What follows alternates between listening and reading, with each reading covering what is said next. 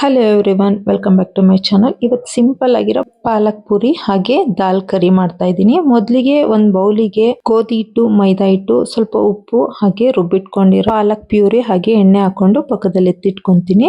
ಒಂದು ಕುಕ್ಕರಿಗೆ ಹೆಸರು ಬೇಳೆ, ಆಲೂಗೆಡ್ಡೆ, ಬಟಾಣಿ, ಈರುಳ್ಳಿ, ಟೊಮೆಟೊ, ಮೆಣಸಿನಕಾಯಿ, ಕರಿಬೇವಿನ ಸೊಪ್ಪು, ಸ್ವಲ್ಪ ಎಣ್ಣೆ ಹಾಕೊಂಡು 2 ವಿಷಲ್ ಕೂಗಿಸ್ಕೊಂಡ್ರೆ ರೆಡಿ ಆಗುತ್ತೆ. ಒಗ್ಗರಣೆಗೆ ಎಣ್ಣೆ, ಸಾಸಿವೆ, ಜೀರಿಗೆ, ಒಣಮೆಣಸಿನಕಾಯಿ, ಕರಿಬೇವು ಹಾಗೆ ಸ್ಮ್ಯಾಶ್ ಮಾಡಿರೋ ದಾಲ್ ಹಾಕೊಂಡು ಅರಿಶಿನ ಪುಡಿ, ಸ್ವಲ್ಪ ಉಪ್ಪು ಹಾಕೊಂಡು ಒಂದ್ಸಲ ಕುದಿಸ್ಕೊಂಡು ಮೇಲೆ ಕೊತ್ತಂಬರಿ ಸೊಪ್ಪು ಉದಿಸ್ಕೊಂಡ್ರೆ ದಾಲ್ ಕರಿ ಕೂಡ ರೆಡಿ ಆಗುತ್ತೆ. ಪಕ್ಕದಲ್ಲಿ ಎಣ್ಣೆ ಕಾಯ್ಲಿಕ್ಕೆ ಇಟ್ಟಿದೆ.